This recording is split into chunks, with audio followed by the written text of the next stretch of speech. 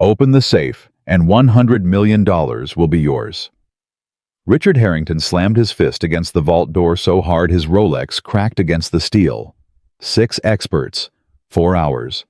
$50 million worth of security equipment scattered across his penthouse floor like expensive garbage, and a $5 billion deal dying with every passing minute. Then a small voice cut through the chaos. "You're doing it wrong." Everyone turned. Standing in the doorway was an 11-year-old girl in worn clothes, the cleaning lady's daughter. What happened next would shake everything Richard believed about intelligent success and who deserves a chance in this world. Before we continue, comment which city you're watching from, so I can see how far this story travels. Richard Harrington hadn't begged for anything in 30 years, not since he was 19 standing outside a bank in Cleveland, asking for a loan they both knew he'd never get. He'd built an empire since then. Tech companies, real estate, media conglomerates. Forbes put his face on their cover twice. But tonight, on the 60th floor of his Manhattan penthouse, Richard Harrington was about to beg. "Try it again," he said. Marcus Webb, the lead security technician, shook his head. "Sir, we've tried that sequence 47 times. The system locks down harder with each attempt." "Then try something different." "There is nothing different." Marcus gestured at the 6 people behind him, each one an expert flown in from somewhere expensive. "We've exhausted every protocol, every back door, every emergency override known to exist." Richard stared at the vault. 8 feet of reinforced steel, quantum encryption, biometric locks that could identify him by his heartbeat. He'd spent $3.2 million on this system specifically because it was supposed to be unbreakable.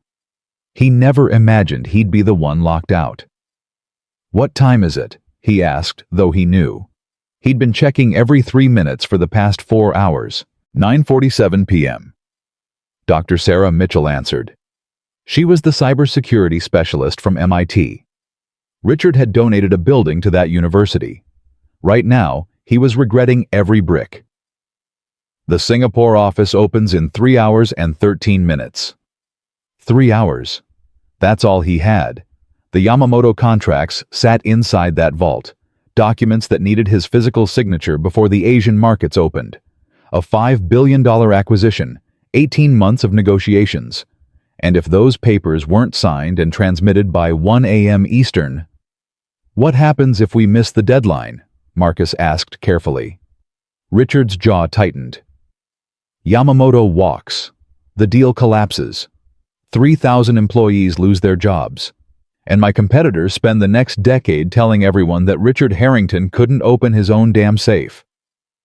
The room went quiet. Everyone understood. This wasn't just about money anymore. It was about legacy, about a man who'd built his reputation on solving impossible problems, now defeated by a steel box in his own home. Richard walked to the floor-to-ceiling windows. Manhattan glittered below him, a city that had once seemed so conquerable. He remembered arriving here at 22 with $400 and a bus ticket. Remembered sleeping on a bench in Central Park because he couldn't afford a room. Remembered telling himself that one day he'd own a piece of this skyline. Now he owned 16 buildings, and none of it mattered if he couldn't open a safe. "Sir." A quiet voice from behind him. Richard turned. Rosa Chen stood in the doorway holding a silver tray with coffee cups. She'd worked for him for 12 years, longer than any of his 3 ex-wives had lasted. A small woman from Taiwan who never complained, never asked for anything, never caused any problems. Behind her, partially hidden, was a girl. Small, maybe 10 or 11. Dark hair pulled back in a ponytail, wearing clothes that had clearly been washed too many times. "I brought coffee," Rosa said, her accent still present despite all the years. "For the gentleman." Richard nodded absently. "Leave it on the table." Rosa moved into the room and the girl followed. Richard noticed her for the first time. Really noticed her. She wasn't looking at the expensive artwork or the designer furniture. She was looking at the vault, at the blinking lights on its control panel, at the error codes cycling across the display. And she was frowning, not with confusion, with concentration. "Who's this?" Marcus asked, his tone suggesting the question was actually, "Why is there a child in the room?" "My daughter," Rosa said quickly, setting down the tray. "Lily, I'm sorry, Mr. Harrington.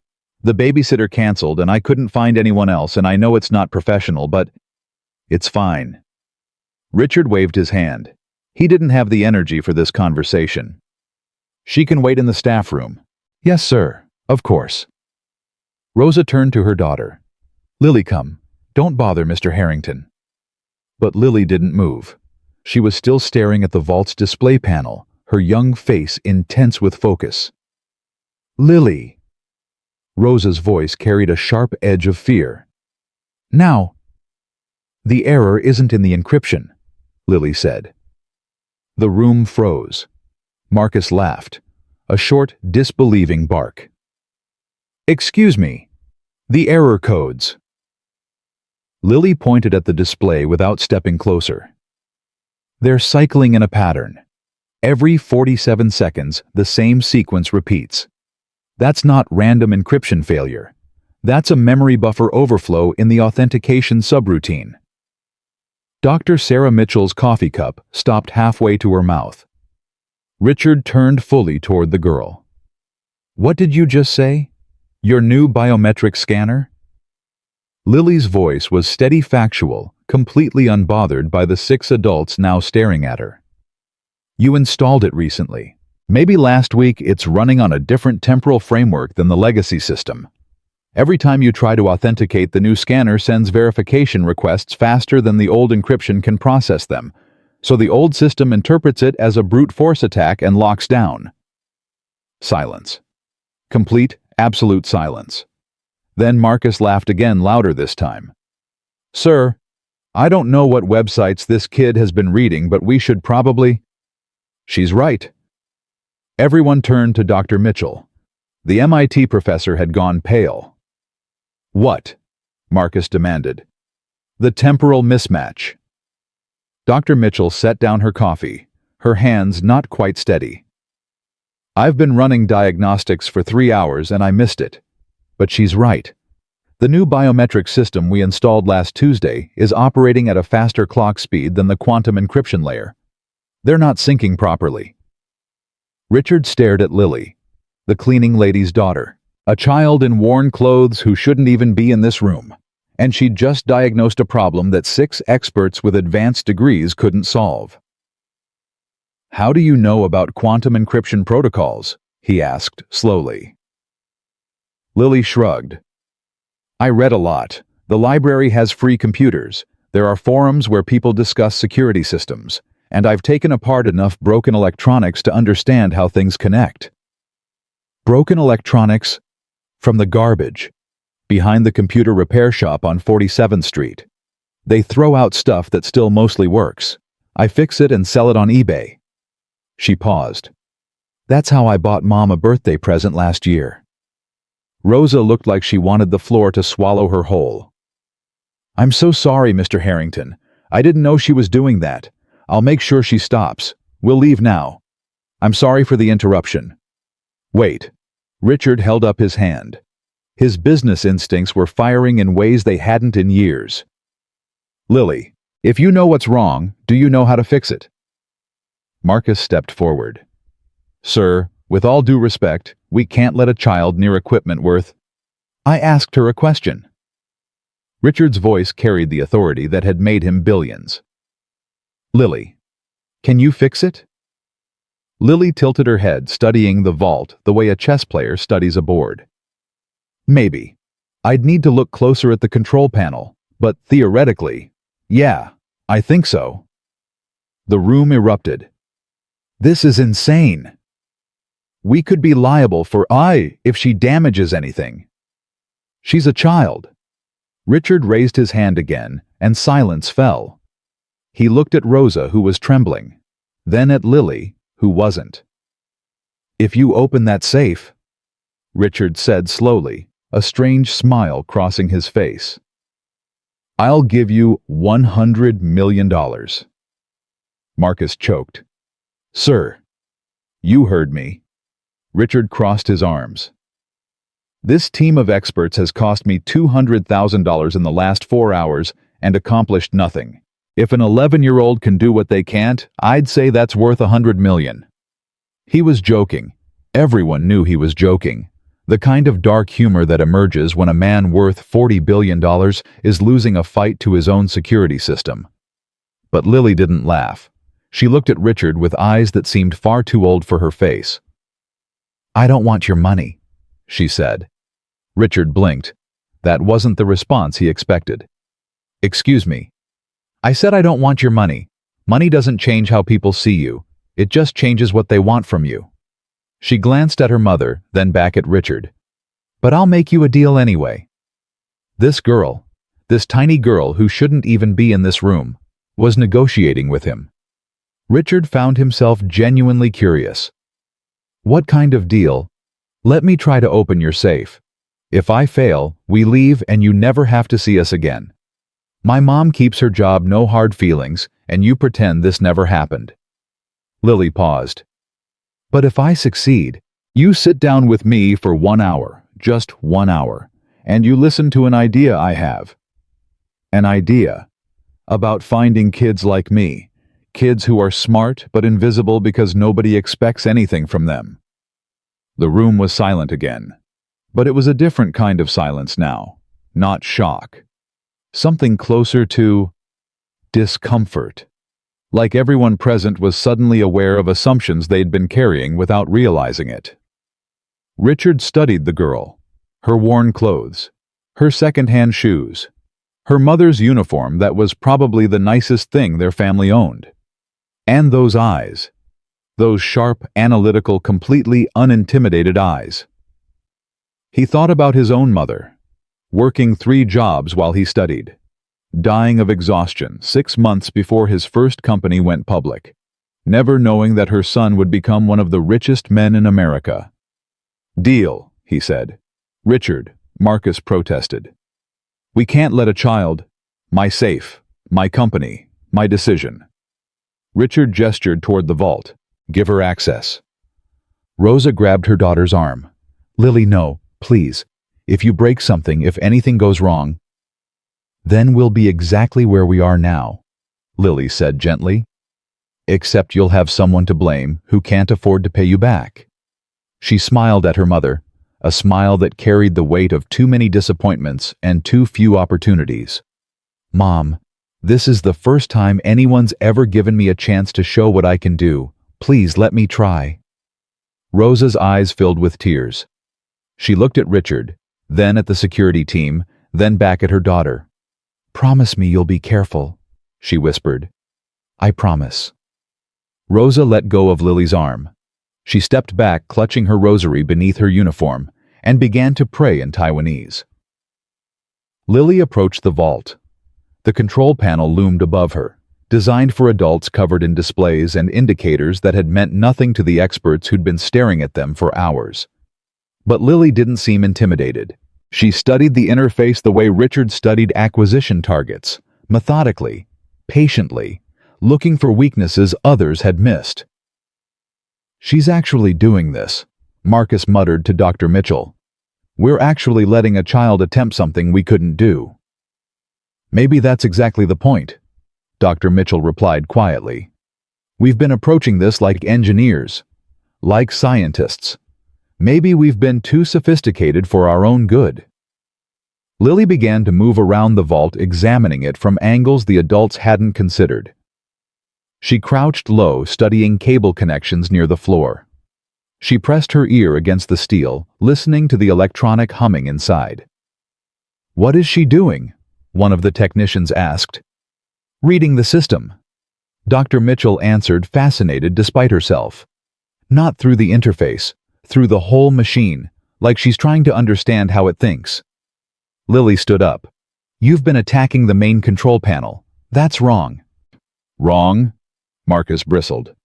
Young lady, I've been working with Mosler Security Systems for 20 years.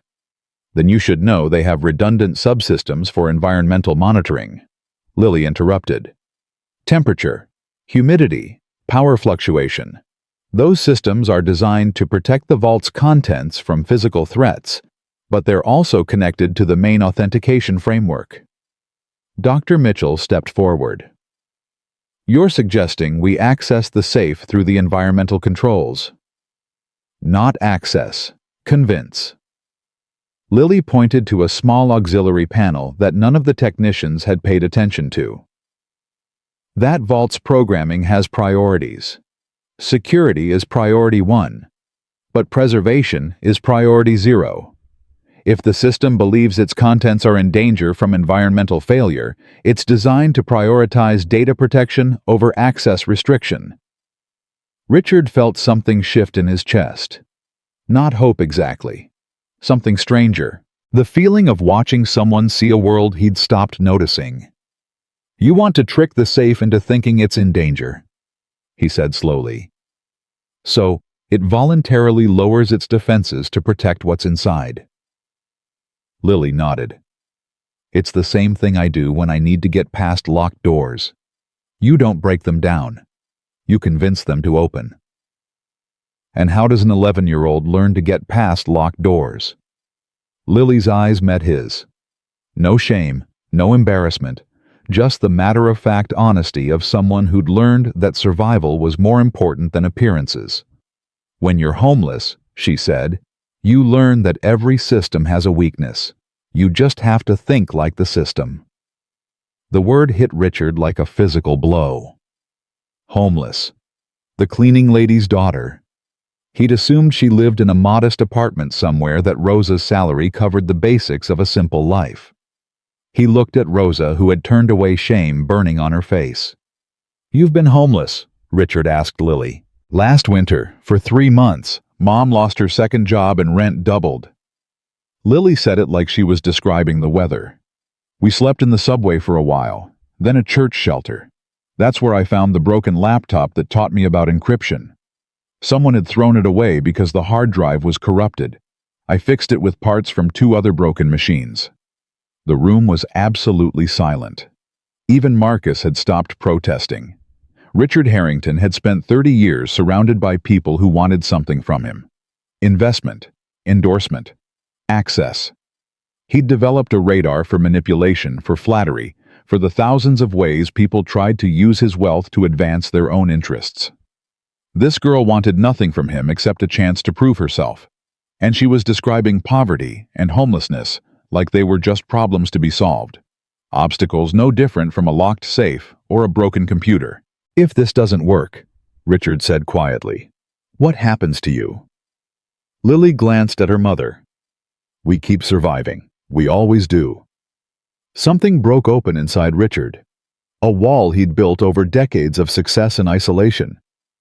He remembered being hungry, remembered being invisible, remembered standing outside that Cleveland bank and knowing that the man behind the desk would never see past his worn shoes and desperate eyes.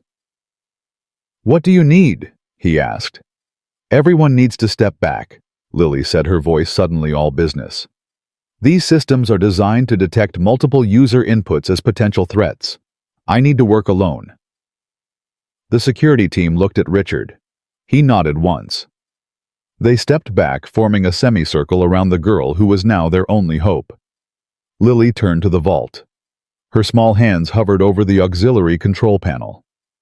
Whatever happens, she said, not looking at anyone, I want you to know something. I didn't ask to be smart. I didn't ask to understand things that other people can't see. For most of my life, being different just meant being alone. Teachers thought I was cheating when I got perfect scores. Foster families thought I was lying when I explained things I'd figured out. My own father left because he said I made him feel stupid. Rosa made a small sound of pain. She had never told her daughter what her father had said. She didn't know Lily had overheard. So, whatever happens with this safe, Lily continued, I want you to remember that the ability to solve problems doesn't come from money or education or having the right parents. It comes from necessity. It comes from having no choice but to figure things out. And there are thousands of kids like me out there solving problems that adults can't even see, being ignored because nobody expects anything from someone who comes from nothing.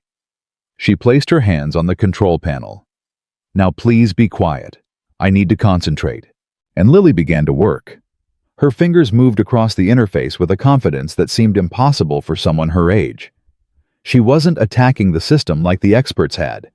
She wasn't trying to brute force her way through the encryption or find back doors that didn't exist. She was communicating with it, adjusting environmental readings, creating subtle inconsistencies in the humidity sensors, making the vault's internal diagnostics register anomalies that suggested impending hardware failure. "She's creating a false emergency," Dr. Mitchell whispered, watching in amazement. "She's making the system believe its own components are failing." The vault's displays began to change. Warning lights that had been dark for hours started flickering. New error messages appeared, not the repetitive authentication failures the team had been fighting, but urgent alerts about environmental conditions and system stability. "This is either genius," Marcus said, "or she's about to destroy $3.2 million worth of equipment." Richard didn't respond. His eyes were fixed on Lily, on her small shoulders carrying a weight that would have broken most adults, on her hands manipulating technology that shouldn't make sense to someone without formal training, on her face, calm, focused, absolutely certain, as she pushed the vault's systems toward a breaking point no one had ever tested. The humming from inside the vault grew louder. More warning lights activated. The temperature readings on the display began spiking in ways that couldn't be natural. "Come on," Lily murmured under her breath. "Come on. You want to protect what's inside you. That's all you want. So let me help you do it." Rosa had fallen to her knees, still praying. The technicians were barely breathing. Richard's hands were clenched so tight his nails were cutting into his palms.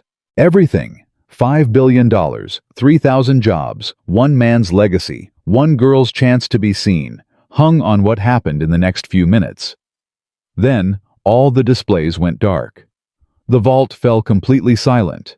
And somewhere in the darkness, Richard Harrington began to understand that he was watching something far more important than the opening of a safe. The darkness lasted 7 seconds. 7 seconds that felt like 7 years. Rosa stopped praying. The technicians stopped breathing. Richard's heart stopped beating. Then Lily spoke, her voice cutting through the silence like a knife.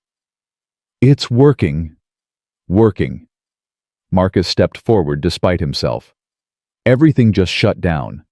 How is that working?" The system entered emergency diagnostic mode.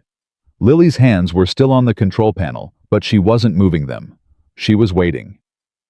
"It's checking all its subsystems to identify the source of the environmental failures I created. When it finishes and can't find any actual hardware damage, it's going to face a choice." "What kind of choice?" Richard asked. "Whether to maintain security protocols and risk losing everything inside or temporarily suspend them to allow manual data extraction." Dr. Mitchell moved closer, professional fascination overriding her caution. "You're essentially forcing the AI to choose between two of its core directives. That's not something we even considered." "Because you were thinking like engineers." Lily's voice carried no judgment, just observation. "You saw the system as an obstacle to overcome. I see it as a mind to persuade."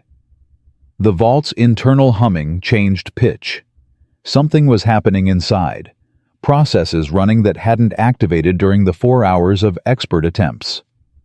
"How long?" Richard asked. "I don't know," Lily admitted. "I've never done anything like this before. The theory is sound, but the execution?" She paused. "We'll know soon." Rosa rose slowly from her knees. Her face was streaked with tears, but something else had replaced the fear in her eyes. She was looking at her daughter the way Richard imagined his own mother might have looked at him if she'd lived to see his success. "Lily," Rosa said softly, "when did you learn all this?" "I've always seen patterns, Mom. Ever since I was little. Numbers, systems, The way things connect. Lily kept her eyes on the vault. You were always working, so I taught myself. Library books, online forums, broken electronics. I didn't want to worry you. Worry me? Rosa's voice cracked. Baby, you're 11 years old. You should be playing with friends, not doing whatever this is. I don't have friends, Mom. Kids my age don't understand me. Adults don't either. So I learned to understand machines instead. They make sense. They follow rules. They don't judge you for being different. The raw honesty of it silenced the room. Richard thought about his own childhood, the isolation of being smarter than everyone around him, the loneliness of seeing connections others missed. He'd had money to escape eventually. Resources to build a world where his differences became advantages. This girl had nothing but her mind. And she'd built something remarkable with it anyway. The system is making its decision, Lily announced. Everyone turned back to the vault. The displays were flickering now. Not the error cycling from before, but something new. Rapid sequences of code. Internal processes, communicating with each other at speeds the human eye could barely track. What's it doing? Marcus asked. Running conflict resolution protocols. Lily's fingers began moving again, making tiny adjustments. The environmental monitoring system is telling it there's danger. The security system is telling it to lock down harder. They're arguing with each other. And you're, what? Moderating the argument. I'm tipping the scales. Every time the security protocols try to reassert dominance, I'm adding another environmental anomaly. The preservation directive has to win eventually. It's hardwired as the fundamental priority. Dr. Mitchell was taking notes on her phone, her scientific mind unable to resist documenting what she was witnessing. This approach isn't in any textbook. Where did you learn to think about systems this way? Lily was quiet for a moment. Her concentration split between the vault and the question. Foster care. Foster care. I was in 5 different homes before Mom got custody back. Each home had different rules, different people, different ways to survive. I learned to read systems quickly, figure out what they valued, what they feared, what would make them do what I needed them to do. You were manipulating families. I was surviving. Lily's voice hardened slightly.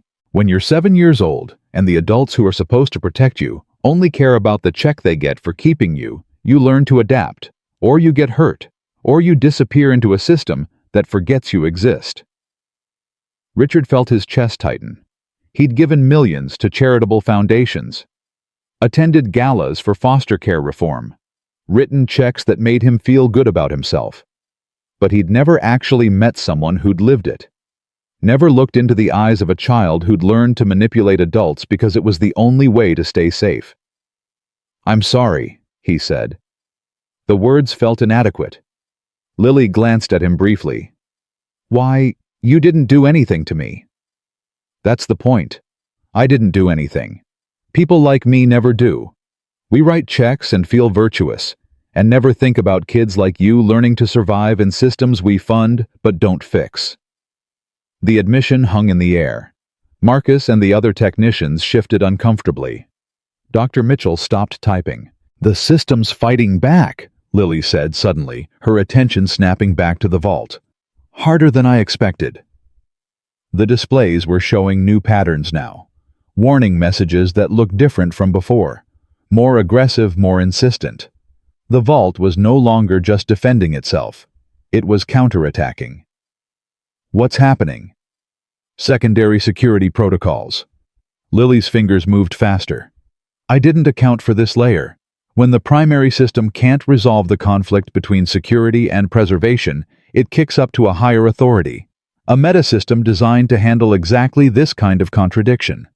Can you get past it? I don't know. For the first time since she'd approached the vault, uncertainty crept into Lily's voice. This is more sophisticated than I expected. Whoever designed this system anticipated that someone might try to exploit the preservation directive. Marcus stepped forward. his earlier dismissiveness replaced by genuine concern. If you push too hard, you could trigger a complete lockdown, the kind that would require physical destruction of the vault to override. I know. If that happens, everything inside will be damaged. The documents Mr. Harrington needs will be destroyed. I know. Then maybe you should stop. Let us try to find another approach.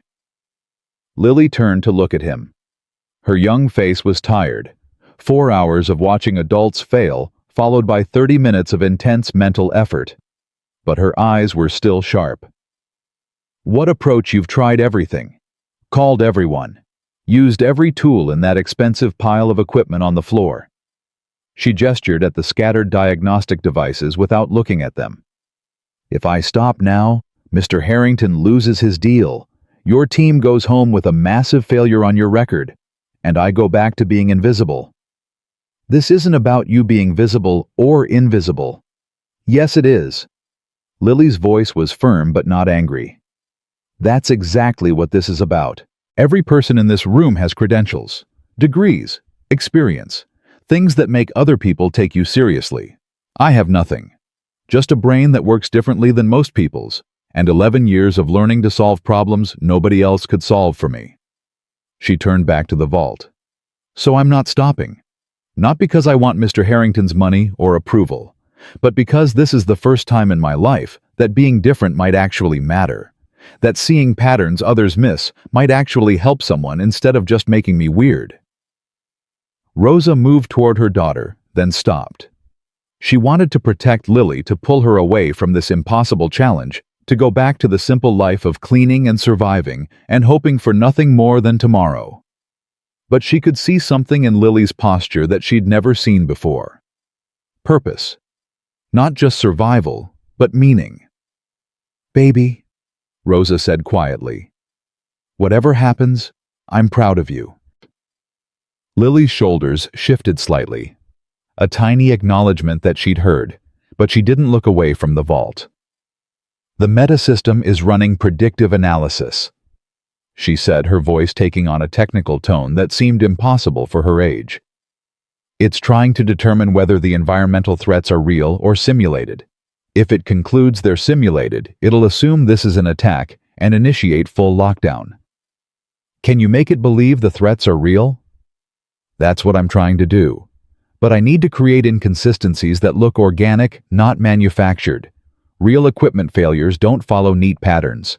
They're messy, random, human. She began making adjustments that seemed chaotic. Temperature spikes followed by drops, humidity readings that bounced erratically, power fluctuations that appeared to have no logical source. The experts watching couldn't follow her reasoning, but they could see the effect on the vault's displays. The metasystem was struggling. Its algorithms were designed to detect systematic attacks, organized patterns that indicated intentional manipulation. What Lily was creating looked like genuine chaos, like a system slowly falling apart from internal degradation rather than external interference. It's working, Dr. Mitchell breathed. She's making artificial failures look like natural entropy. I learned that from watching old electronics die. Lily's voice was strained with concentration. When a machine fails for real, it doesn't fail cleanly. Components drag each other down, cascading problems. A short circuit here causes overheating there, which corrupts memory somewhere else. Real failure is ugly and unpredictable. Richard watched her work with something approaching awe. This wasn't just technical skill. It was intuition, understanding, the ability to think like something that shouldn't be thinkable. The metasystem is retreating, Lily announced. It can't classify this as an attack because it doesn't fit attack patterns. It's defaulting back to the primary conflict between security and preservation. So, we're back where we started. No, we're past the hardest layer. The metasystem was the guardian. Now it's stepping aside because it doesn't know what it's guarding against. She paused, making one final adjustment. This is the moment. Everything depends on the next 30 seconds. The vault's humming changed again, deeper, more resonant. Something fundamental was shifting in its programming. Richard found himself holding his breath. Around him, 6 experts who had failed at this task were watching an 11-year-old succeed where they couldn't. He could see the conflict in their faces, professional pride warring with honest amazement. "Come on," Lily whispered to the vault. "You know what you have to do. Your whole purpose is to protect what's inside. You can't protect it if you destroy it. Let me help you." The words shouldn't have worked. The vault was a machine. It didn't respond to persuasion or appeals to purpose. It ran on code and protocols and mathematical certainties. But something happened. The emergency lights on the vault's display changed from red to amber. Warning messages shifted from security alerts to preservation protocols. The entire system reconfigured itself around a new priority. "It's choosing preservation," Dr. Mitchell said, her voice hushed with disbelief. She actually convinced it. Lily didn't celebrate. Her hands were trembling now, the accumulated stress finally showing, but her focus remained absolute. "Not yet. It's preparing to unlock, but there's still a final authentication layer, a failsafe that requires confirmation that the person requesting emergency access actually has authority. But we can't provide that confirmation. That's the whole problem. The biometric systems are corrupted." "I know." Lily took a deep breath. "That's why I need Mr. Harrington to do something." Richard stepped forward. "What?"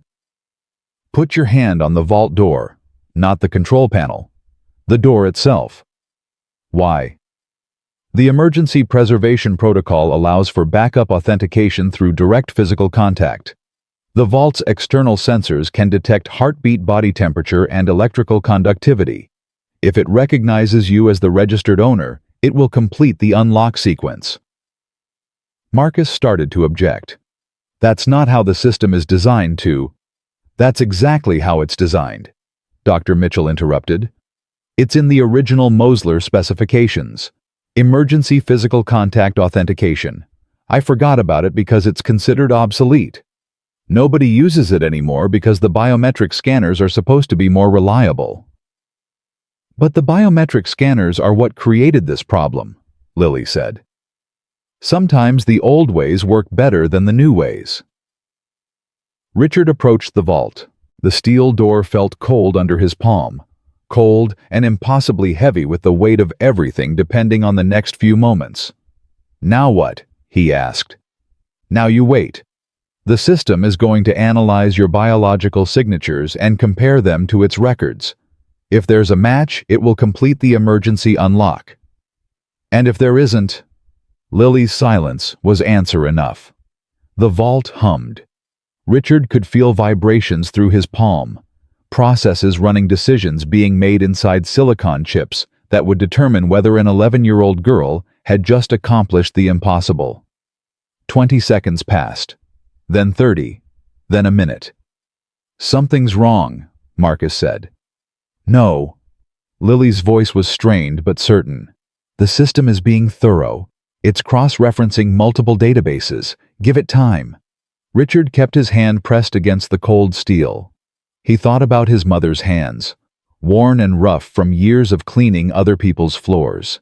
Hands that had held him when he was scared, pushed him when he was lazy, worked until they bled so he could have opportunities she never had. He thought about Rosa's hands, similar worn, similarly rough, similarly dedicated to a child who deserved better than the world had given her. He thought about Lily's hands, small and young but capable of things that adults with every advantage couldn't accomplish. "Please," he said quietly. Not to the vault, to something larger that he'd stopped believing in years ago. "Please let this work. Not for me, for her." The vault chirped, a single musical note that cut through the tension like a knife through silk. Then, with a sound so soft it was almost gentle, the massive steel door clicked open. Nobody moved. Nobody spoke. The click hung in the air like the last note of a symphony, beautiful and impossible and absolutely real. Then Rosa screamed, a sound of pure joy that shattered the paralysis. She rushed to her daughter, gathering Lily in her arms, sobbing words in Taiwanese that didn't need translation. Marcus sat down heavily in the nearest chair, his face blank with shock. Dr. Mitchell was laughing and crying at the same time. The other technicians were staring at the open vault like it might disappear if they blinked. Richard pulled his hand away from the door and turned to look at Lily, still wrapped in her mother's arms, her small body shaking with the release of tension that had been building since she first stepped into this room. "You did it," he said. Lily pulled back from her mother just enough to meet his eyes. "We did it. I couldn't have finished without your authentication." "You're being modest. $100 million wouldn't be enough to pay for what you just accomplished." "I told you, I don't want your money." Richard smiled, a real smile, the first one in longer than he could remember. "I remember. You want an hour of my time to talk about an idea." "Yes. You'll have it. But first..." He turned to the open vault where the Yamamoto contracts sat exactly where he'd left them, perfectly preserved and ready to sign. "I have a merger to complete, and you need food rest and probably a change of clothes." Lily looked down at herself. The worn clothes, the second-hand shoes, the evidence of poverty that had defined her entire life. "These clothes opened your safe." "They did. And that's a story I'll be telling for the rest of my life." Richard pulled out his phone. "But right now, you and your mother are going to my guest suite. You'll have dinner, get some sleep. And tomorrow morning, we're going to have that conversation you asked for." Rosa was still crying, her English fragmenting under the weight of emotion. "Mr. Harrington, we can't. This is too much." "Mrs. Chen." Richard's voice was gentle, in a way it hadn't been in years. "Your daughter just saved me $5 billion and probably my entire company. She asked for 1 hour of my time in return. The least I can do is make sure she's comfortable while she waits for that hour."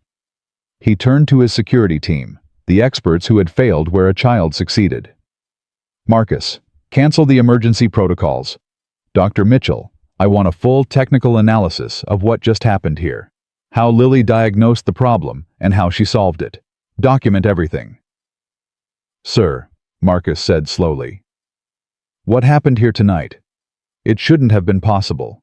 The approach she used, it's not in any training manual or technical specification." "I know. If we can understand it, replicate it. The implications for security system design would be enormous." "I know that too." Richard glanced at Lily, who was listening quietly. "But that analysis doesn't happen without her involvement. This is her methodology, her innovation. If it becomes valuable intellectual property, she benefits from it. Understood?" Marcus nodded slowly, a new respect in his eyes. "Understood." Richard turned back to Rosa and Lily. "The guest suite is on the 58th floor. My assistant will show you the way. There are clothes in the closet. They won't fit perfectly, but they'll be better than what you're wearing. The kitchen will prepare whatever you want to eat." Lily stepped toward him, her mother's hand still gripping her shoulder. "Mr. Harrington, thank you for giving me a chance." "Lily." Richard knelt down so they were at eye level, something he hadn't done with anyone in decades. "Thank you for taking it. I've spent 30 years surrounded by people who tell me what I want to hear. You told me the truth about a problem nobody else could solve. That's worth more than any amount of money. You say that now. Wait until you hear my idea tomorrow." Richard laughed, a genuine sound that surprised even himself. "I look forward to it. Now go eat something. You've earned it." Rosa guided her daughter toward the door, but Lily paused at the threshold. She turned back to look at the vault one more time. The impossible challenge she had conquered, the first real victory of her young life. Then she looked at Richard. "My idea," she said. "It's about finding kids like me. Kids with abilities nobody recognizes because they come from the wrong places. Kids who could change the world if someone just gave them a chance. We'll talk about it tomorrow." "I know. I just wanted you to know what's at stake." Lily's eyes were intense, carrying weight far beyond her years. "Because what happened tonight, me figuring out you're safe, that's not special. That's just what happens when someone finally looks at a kid like me and sees something worth believing in." She turned and walked out with her mother, leaving Richard standing in his penthouse, surrounded by scattered equipment and stunned experts and the echoes of something extraordinary. He looked at the open vault, at the contracts that would save his company, at the evidence of $5 billion preserved by the hands of a homeless child. Then he looked at his own reflection in the vault's steel door, a billionaire who had just been taught something profound by someone who had nothing. "Sir?" Marcus approached hesitantly. "The Singapore office opens in 90 minutes. Should we prepare the documents for transmission?" Richard nodded slowly, but his mind was already elsewhere. Already thinking about tomorrow morning. About an 11-year-old girl with ideas about changing the world. About what might happen when unlimited resources met unlimited potential. "Prepare the documents," he said. "And Marcus." "Yes, sir." "Clear my schedule for tomorrow. All of it." "All of it. You have meetings with. Cancel them. Reschedule them. I don't care." Richard pulled the contracts from the vault handling papers worth billions with surprising indifference. "Tomorrow, I'm having a conversation with an 11-year-old about finding kids like her." He paused, looking at the open vault that should have been impossible to open.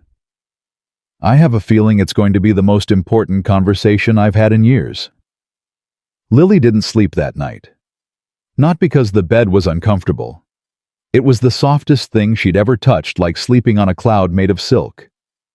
Not because she was hungry. The kitchen had sent up more food than she and her mother could eat in a week. And not because she was scared. She didn't sleep because her mind wouldn't stop working. Every hour, a new thought, a new angle, a new way to present the idea that had been building inside her since she was 7 years old and realized that she wasn't broken. The world just didn't know how to see her. At 6 a.m., she gave up on sleep entirely and found Rosa already awake, sitting by the window in borrowed clothes that didn't quite fit. "You're thinking about tomorrow," Rosa said, not a question. "It's already tomorrow, Mom." Rosa turned to look at her daughter. In the early morning light, Lily looked impossibly young. 11 years old, still small enough that her feet didn't quite reach the floor when she sat on the couch. But her eyes were ancient, full of understanding that shouldn't exist in someone her age. "What are you going to tell him?" Lily sat down next to her mother. "The truth. About what it's like to be smart and invisible. About all the kids like me who never get a chance because nobody's looking for them. And if he doesn't listen, then I tried." Lily's voice was steady. "That's more than most people like me ever get to do." Rosa reached out and touched her daughter's face, the same face she'd looked at in terror 11 years ago, when a teenage girl realized she was going to be a mother. She'd been so scared then, so certain that she'd ruined both their lives. "When did you become so brave?" Rosa whispered. "I'm not brave, Mom. I'm just tired of being invisible." At 9 a.m., Richard's assistant appeared at their door. "Mr. Harrington is ready to see you, Miss Chen."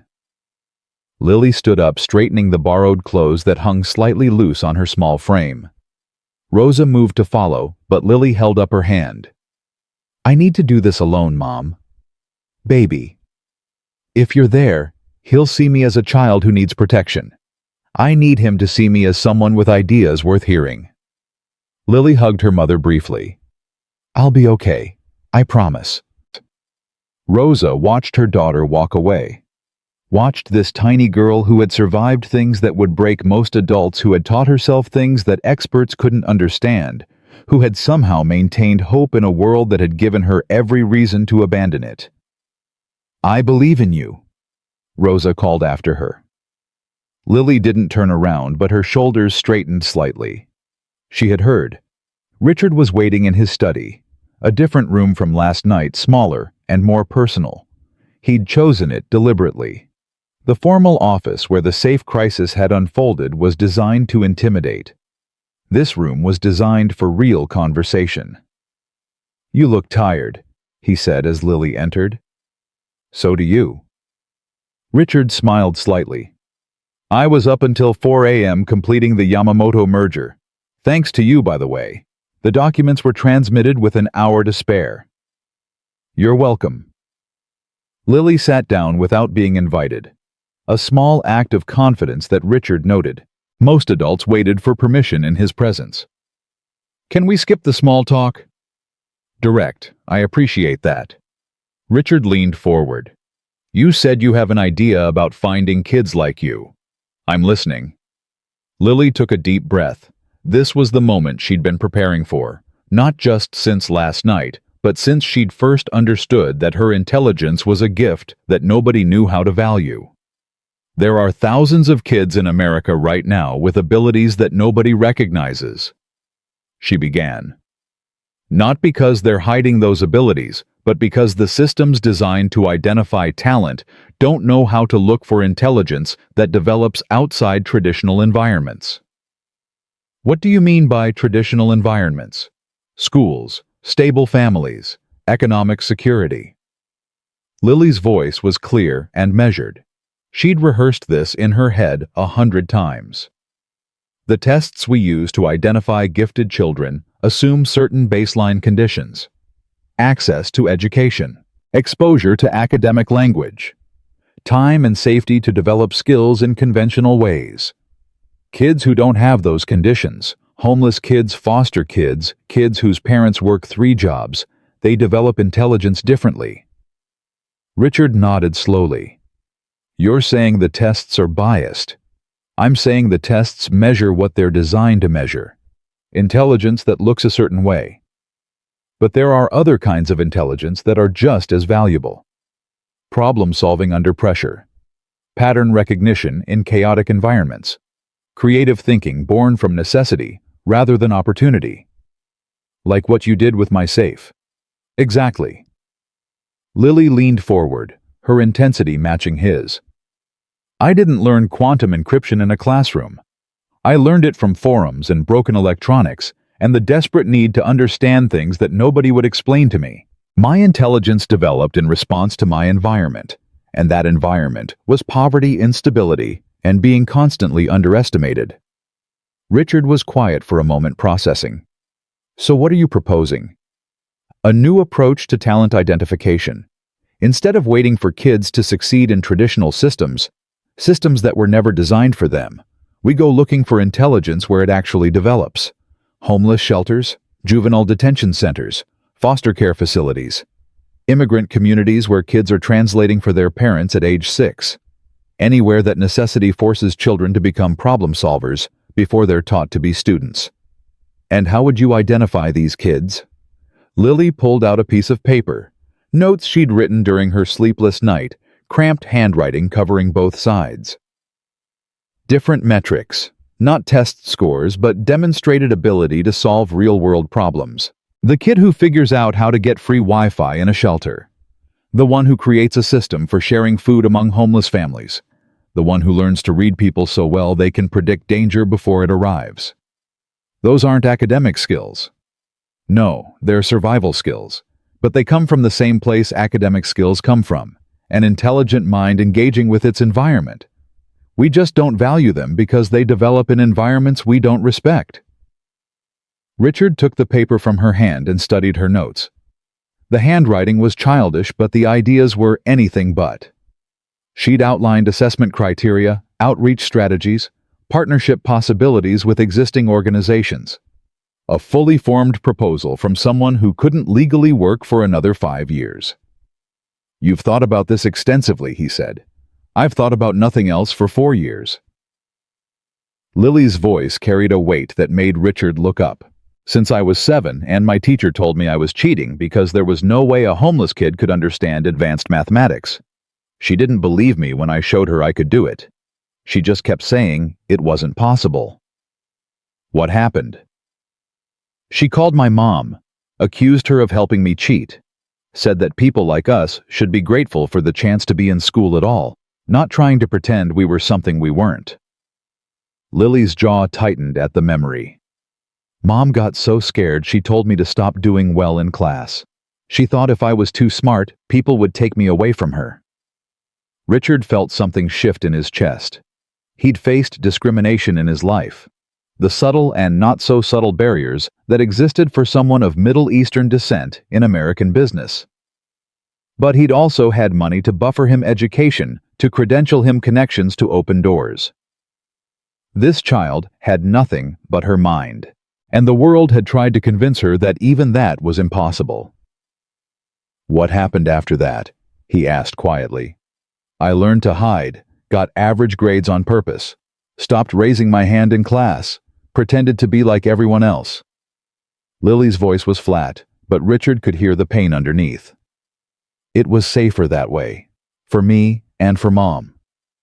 "But you didn't stop learning." "I couldn't. My brain doesn't work that way. I just stopped letting anyone see what I was learning." She gestured at the notes in Richard's hand. "All of this, the research, the planning, the analysis, I did it in libraries and homeless shelters and the back rooms of foster homes, places where nobody expected to find intelligence, so nobody was looking for it." Richard set the notes down carefully. "And now you want to create a system that does look for it. I want to prove that kids like me exist, that we're not rare or exceptional, we're just invisible, and I want to create pathways for that intelligence to be recognized and developed, instead of wasted or crushed." That's an ambitious goal for an 11-year-old. "I know." Lily didn't back down. "But I'm not asking you to let me run a foundation. I'm asking you to help me build one, with adults who understand business and organization and all the things I'm too young to know. I just want to be part of it, to make sure the people designing these systems actually understand what it's like to be a kid nobody believes in." Richard stood up and walked to the window. Manhattan stretched out below him. The same view he saw every day, but different somehow. He could see the contrast now in a way he hadn't before. Gleaming towers of wealth and power, and somewhere below them in the shadows and margins, thousands of children like Lily. Brilliant minds developing in silence, invisible to a world that didn't know how to look for them. "My mother cleaned offices," he said, not turning around.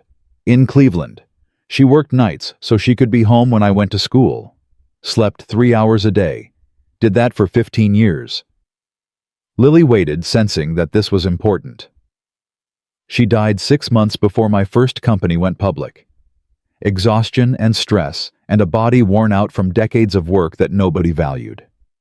Richard's voice was steady, but Lily could hear the grief underneath. Old grief, but still present. She never knew that her son would become one of the richest men in America. Never got to enjoy any of it.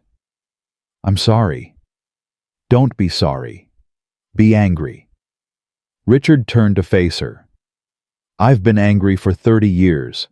Angry that she had to work so hard. Angry that nobody saw how smart she was, how she could solve problems, manage resources, understand people in ways that should have made her successful. Angry that the world saw her as just another cleaning woman, instead of the extraordinary person she was." Lily recognized the anger. It was the same anger that lived in her, the fury at a world that judged people by their circumstances instead of their capabilities.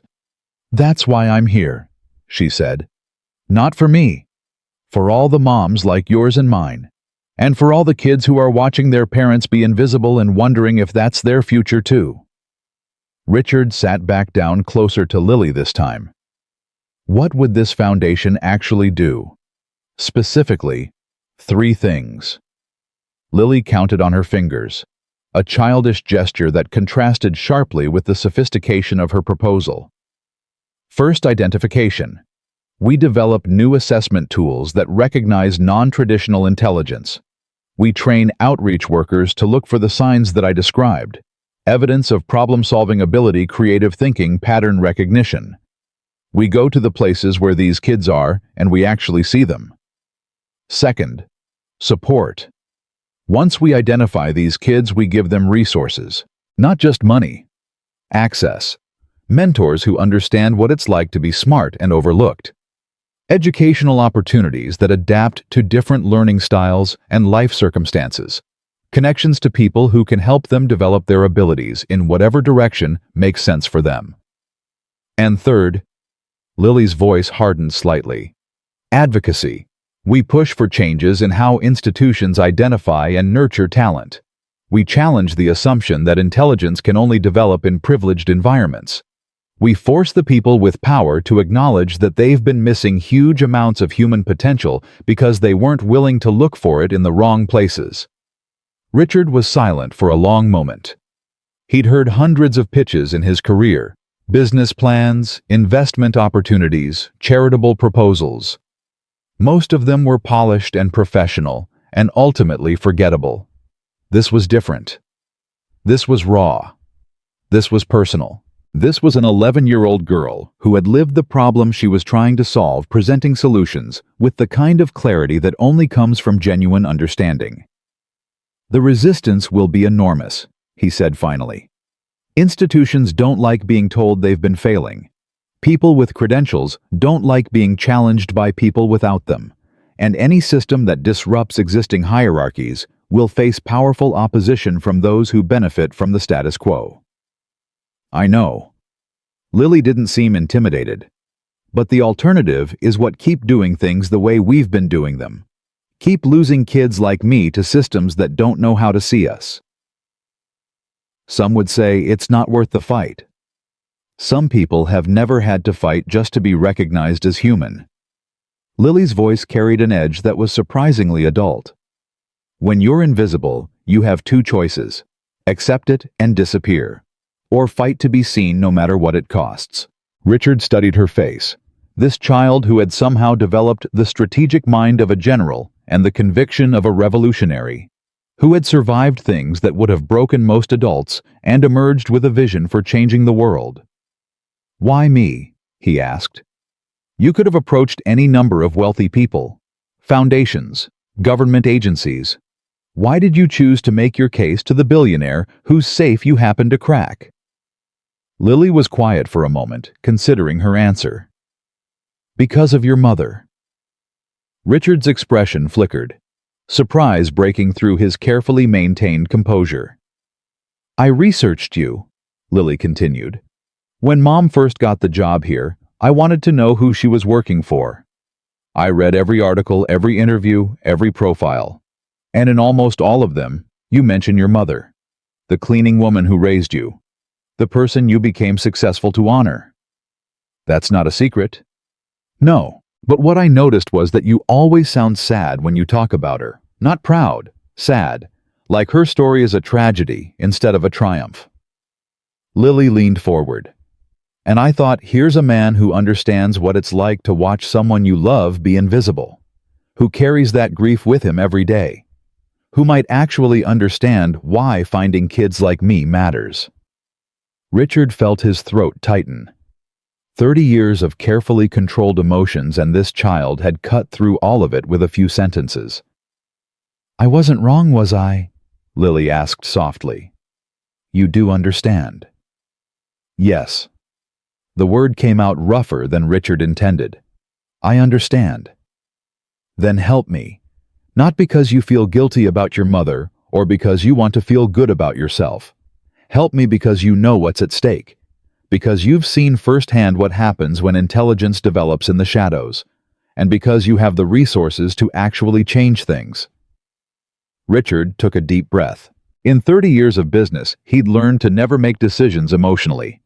To analyze, calculate, consider all angles before committing to anything. But this wasn't a business decision. This was something else entirely. Something that his analytical mind couldn't reduce to numbers and projections. What exactly are you asking for? He said. A foundation. Real resources. Not charity. Investment in human potential. And my involvement in building it. I don't want to just be a symbol or a mascot. I want to help design the programs because I understand the problem in ways that people who haven't lived it never will. You're 11 years old. And last night, I opened a safe that 6 experts with advanced degrees couldn't crack. Lily's voice was firm but not aggressive. Age isn't the same as ability. You know that better than most. You built your first successful company at 23 when everyone said you were too young to be taken seriously. Richard almost smiled. She'd done her research indeed. And if I say no, then I find another way. I always do. Lily stood up, her small frame somehow commanding the room. But I hope you don't say no. Because I think you understand something that most wealthy people don't. That giving away money isn't the same as creating change. Real change requires investment in systems, in people, in ideas that challenge how things have always been done. She walked toward the door, then stopped and turned back. Your mother worked her whole life so you could become who you are. What are you going to do to honor that, keep building companies and making money? Or use what she gave you to make sure other mothers don't have to sacrifice their lives for their children to succeed? The question hung in the air between them. A challenge that cut to the core of everything Richard had built and everything he believed he'd achieved. I'll have an answer for you tomorrow, he said. I'll be here. Lily opened the door. Unless you want me and Mom to leave. No. Richard's voice was certain. Stay. As long as you need to. Lily nodded once, a gesture that somehow conveyed both gratitude and expectation. Then she walked out, leaving Richard alone with the weight of a decision that would define the rest of his life.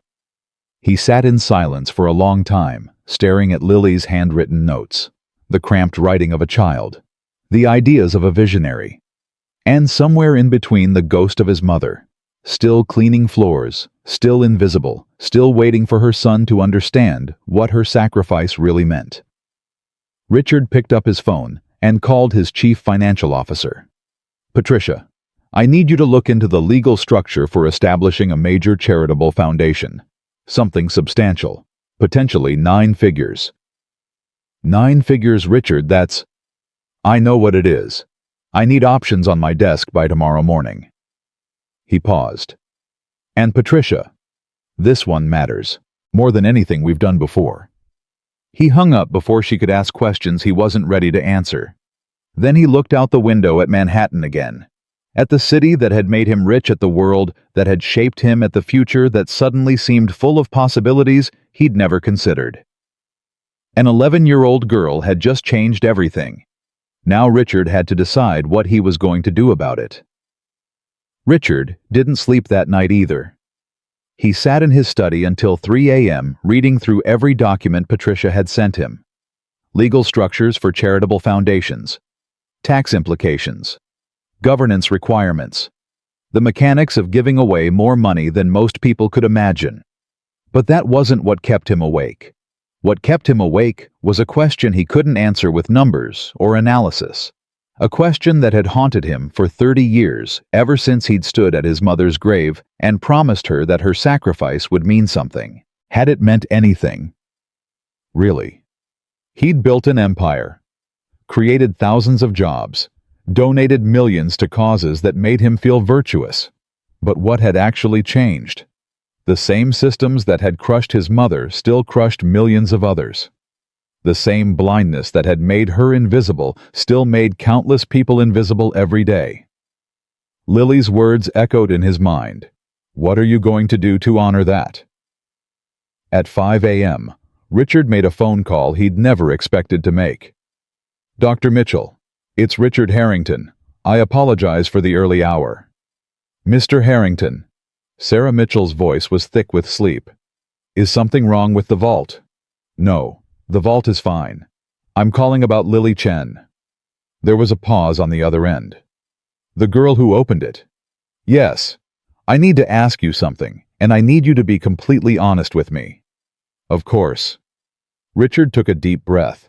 In your professional opinion, as someone with a PhD from MIT and 20 years of experience in cybersecurity, how exceptional is she, really? The pause was longer this time. Richard could almost hear Sarah choosing her words carefully. Mr. Harrington, I've worked with prodigies before, brilliant young people who were identified early and given every advantage, kids who went to specialized schools and had private tutors and access to the best resources in the world. And Lily is different. She didn't develop her abilities in a supportive environment. She developed them despite a hostile one. That's not just intelligence. That's resilience combined with intelligence. It's much rarer and in some ways much more valuable. Why more valuable? Because she's learned to think under pressure, to solve problems with limited resources, to see patterns in chaos that people trained in orderly environments would miss. Sarah's voice grew more animated as she warmed to the subject. What she did with your vault? I've been analyzing it all night. It wasn't just technically brilliant, it was psychologically brilliant. She didn't attack the system. She understood it and persuaded it. That kind of thinking isn't taught in any classroom I know of. Richard closed his eyes. And if she'd had access to real resources, real education, real support. Honestly, I have no idea what the ceiling would be. She's already accomplished things at 11 that most engineers never accomplish in their careers, with proper development. Sarah trailed off. I don't think there is a ceiling, or if there is, I can't see it from here. Thank you, Dr. Mitchell. That's what I needed to know. Richard hung up and sat in silence for several minutes. Then he picked up Lily's handwritten notes again. The cramped writing, the ambitious ideas, the vision of a world where intelligence was recognized wherever it developed. At 7 a.m., he made another call. Patricia, I've made my decision. I want to move forward with the foundation, full scale. Whatever the largest structure we can create, that's what I want. Richard, are you sure we're talking about potentially $200 million in initial funding with commitments for? I'm sure. And Patricia? Yes. I want Lily Chen involved in the design, not as a figurehead, as a real contributor. Whatever legal structure we need to make that work for an 11-year-old, figure it out. The silence on the other end was longer than usual. Richard, I've worked with you for 15 years. I've never heard you sound like this. Like what? Like you actually care about something more than the bottom line. Richard almost smiled. Maybe I'm finally growing up. Get me those structures by noon. I have a conversation to finish. At 10 a.m., Richard walked into the guest suite where Lily and Rosa had spent another night. They were sitting at the breakfast table, Rosa drinking coffee with trembling hands, Lily reading something on a borrowed tablet. Good morning, Richard said. Rosa stood up immediately, years of service conditioning her to show deference. But Lily remained seated, her eyes meeting Richard's directly. You look like you've made a decision, she said. I have. Richard sat down across from them. But before I tell you what it is, I need you to understand something. Both of you. Rosa sank back into her chair, her face pale with anxiety. This was the moment she'd been dreading. The moment when the wealthy man would thank them politely and send them back to their normal lives, maybe with a generous bonus that would cover a few months of bills but wouldn't change anything fundamental. What happened 2 nights ago, Richard continued, was extraordinary. Not just because Lily opened a safe that nobody else could open, but because she showed me something I'd stopped seeing. What's that? Lily asked. Potential. Real potential. The kind that exists everywhere but only gets recognized in certain places. Richard leaned forward. I've spent 30 years building companies and making money. I thought I was proving something, that a kid from nothing could become something. But all I really proved was that I could succeed in a system designed for people like me, people who got just enough breaks to make it through. Rosa was listening intently now, her coffee forgotten. Lily, you didn't get those breaks. You got obstacles, barriers, adults who couldn't see past your circumstances to your capabilities. And despite all of that, you developed abilities that surpass experts with every advantage. Richard's voice carried a weight that neither Lily nor Rosa had heard before. That tells me the problem isn't with kids like you. It's with a world that doesn't know how to find you. So what are you going to do about it? Lily's voice was steady, but Richard could see the tension in her shoulders, the hope she was trying not to feel. I'm going to build what you described, a foundation dedicated to finding and supporting children with extraordinary abilities in circumstances where nobody's looking for them. Real resources, real programs, real commitment to changing how the world identifies potential. Rosa made a small sound, something between a gasp and a sob, but Lily didn't move. Her eyes remained fixed on Richard's face. "How much?" she asked. "200 million to start, more as we develop and prove the model works." "And my involvement?" "You'll be part of the design team, not as a consultant or an advisor, as a core contributor, someone whose perspective shapes every program we create." Richard paused. "I'm not doing this to feel good about myself, Lily. I'm doing this because you're right. There are thousands of kids like you out there, and someone needs to find them before the world convinces them they're worthless." Lily was quiet for a long moment. Rosa reached for her daughter's hand, tears streaming down her face, but Lily gently pulled away. She wasn't ready to celebrate yet. She had more questions. "What about my mom?" she asked. Richard turned to Rosa. "Mrs. Chen, I understand you've been working for me for 12 years. "Yes, sir." Rosa's voice was barely a whisper. "Whatever you need from me, I'll do. I'm grateful for everything you've—" "I don't need anything from you." Richard's voice was gentle but firm. "What I'm offering is a choice. You can continue working as you have been, with a significant raise and improved benefits. Or you can take a new position. A new position. The foundation will need people who understand the populations we're trying to serve, who have lived experience with the systems that fail families like yours, who can connect with parents who are scared and struggling and don't know how to help their brilliant children be seen." Richard met Rosa's eyes directly. "You would be perfect for that role, if you want it." Rosa stared at him, as if he'd spoken in a language she didn't understand. "You want to hire me to work with families. I want to give you the opportunity to use what you know. All those years of watching your daughter be overlooked, that's knowledge. That's perspective that can't be learned in any university. The question is whether you want to use it." Rosa looked at Lily, then back at Richard. "I don't have any degrees, any credentials. I'm just a cleaning woman." "My mother was just a cleaning woman." Richard's voice hardened slightly. "And she was the smartest person I ever knew. Credentials don't measure capability. They measure access to systems that recognize certain kinds of capability.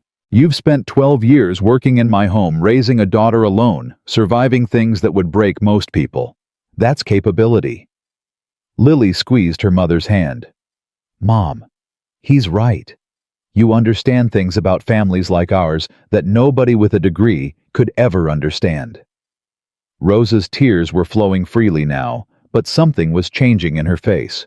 The defeated acceptance that had marked her expression for years was giving way to something else, something that looked almost like hope. "I don't know if I can do it," she whispered. "You won't know until you try," Richard said. "But I believe you can. And more importantly, Lily believes you can. That's why she asked about you before she asked about anything else." Rosa turned to her daughter. "You asked about me first." "Of course I did, Mom." Lily's voice cracked slightly, the first sign of emotion she'd shown since Richard entered the room. "None of this matters if you're not okay. If you're still cleaning floors while I'm designing programs, we do this together or we don't do it at all." Mother and daughter looked at each other across the table. 11 years of struggle. 11 years of sacrifice. 11 years of Rosa working herself to exhaustion so Lily could survive, and Lily hiding her brilliance so Rosa wouldn't be afraid. "Together," Rosa said finally. "We do this together." Richard watched them embrace, feeling something shift inside his chest. He'd witnessed countless business deals, negotiated billions of dollars in transactions, celebrated victories that made headlines around the world. But this moment, a mother and daughter choosing to believe in a future neither had dared imagine, felt more significant than all of it combined. "There's something else," he said when they finally separated. "The foundation needs a name. I was hoping you might have ideas." Lily wiped her eyes with the back of her hand. I've thought about it, a lot actually. And the Invisible Light Foundation. Richard frowned slightly. Explain that. Light exists everywhere, even in the darkest places. But we can't always see it, not because it's not there, but because our eyes aren't designed to perceive it. Infrared, ultraviolet, wavelengths that are invisible to us but still illuminate everything around them. Lily's voice grew stronger as she explained. Intelligence is the same way. It exists everywhere. In every community, every circumstance, every child. We just can't always see it because our systems aren't designed to perceive it. The Foundation's job is to help the world see the light that's always been there. Richard was silent for a long moment. Then he nodded slowly. The Invisible Light Foundation. That's perfect. The next 3 months were a blur of activity. Lawyers drafted documents. Advisors developed strategies. Experts were recruited from fields ranging from education to psychology to neuroscience. And at the center of it all, Lily worked alongside adults 3 and 4 times her age, contributing ideas that consistently surprised everyone who heard them. She's not like any child I've ever worked with. Dr. Amanda Price, the Foundation's newly hired Director of Program Development, told Richard during a progress meeting. She doesn't think like a child, but she doesn't think like an adult either. She thinks like, I don't know, like someone who's seen both sides of a problem that most of us only see from one angle. That's because she has, Richard replied. She's lived what we're trying to address. That's the whole point of including her. The Foundation's first major initiative was a pilot program in 3 cities, New York, Chicago, and Los Angeles. Teams of outreach workers trained using criteria that Lily had helped develop would visit homeless shelters, foster care facilities, and community centers in underserved neighborhoods. They weren't looking for kids who tested well or performed academically. They were looking for kids who solved problems in unexpected ways. The traditional markers are wrong. Lily explained during a training session for the first cohort of outreach workers. High test scores, good grades, teachers who recognize potential. Those things only identify kids who've already been supported by systems that work. We're looking for kids who've succeeded despite systems that don't work. That's a completely different profile. Can you give us specific examples? One of the trainees asked. What should we actually be looking for? Lily stood up and walked to the whiteboard, a gesture that had become natural for her over the months of working alongside adults. A kid who's figured out how to access resources that aren't supposed to be available to them. Free Wi-Fi in places without internet, food in places without kitchens, safe spaces in neighborhoods that aren't safe. Those aren't just survival skills. They're problem-solving skills that required intelligence to develop. She wrote on the board as she spoke. A kid who's become the go-to person for other kids when something needs to be fixed. The one everyone comes to with their broken phones, their homework problems, their family crises. That's not just helpfulness. That's recognized expertise, even if no adult has given it a formal name. And a kid who asks questions that make adults uncomfortable. Not behavioral questions. Not acting out or being defiant. Intellectual questions. Challenges to assumptions that everyone else accepts. That's critical thinking, even if it looks like being difficult. The trainees scribbled notes furiously. Most of them had advanced degrees in education or social work. All of them were learning from an 11-year-old. Meanwhile, Rosa was undergoing her own transformation. Working alongside the Foundation's Family Services team, she discovered that her years of struggle had given her skills she'd never recognized. She could read the fear in parents' faces, the terror that their children would be taken away if they appeared too gifted, too different, too noticeable. She could speak to families in their own language, not the clinical terminology of social services, but the practical reality of survival. The mother I met yesterday, Rosa reported during a team meeting. She has a son who taught himself to code from library books. He's 12 years old, and he's created programs that track available resources for homeless families in their area. But she's afraid to tell anyone because the last time she mentioned her son was smart, a social worker accused her of lying and threatened to investigate the family. "That's exactly the kind of situation we're designed to address," Dr. Price said. "Can you bring her in for an interview?" "She won't come here. She doesn't trust institutions. But she trusts me, because I understand what she's been through." Rose's voice was stronger than anyone had heard it before. "Let me work with her in her own environment. Build the relationship before we try to formalize anything." It was exactly the approach the foundation needed. Over the following weeks, Rose's patient relationship building led to the identification of not just the coding prodigy, but 3 other children in the same community whose abilities had gone completely unrecognized. "We found 4 kids in one neighborhood," Lily reported to Richard during their weekly update meeting. 4. And that's just from one outreach worker building trust in one area. Imagine what we'll find when we scale this across the country. Richard looked at the data Lily had compiled. Profiles of children whose abilities ranged from mathematical to mechanical to social, all of them developed in circumstances that traditional systems would never have examined. The early results are remarkable. The board is already talking about accelerating the timeline for national expansion. "No." Lily's response was immediate and firm. "Not yet." Richard raised an eyebrow. "Why not? The data supports." "The data supports the pilot working in controlled conditions with teams we've personally trained. Scaling too fast will introduce variables we haven't accounted for. We'll lose quality control.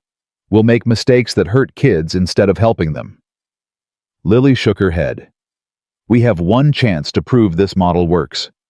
If we rush it and fail, nobody will believe in the approach again.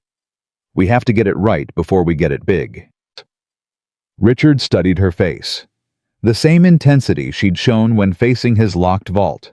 The same analytical precision that had solved a problem experts couldn't crack.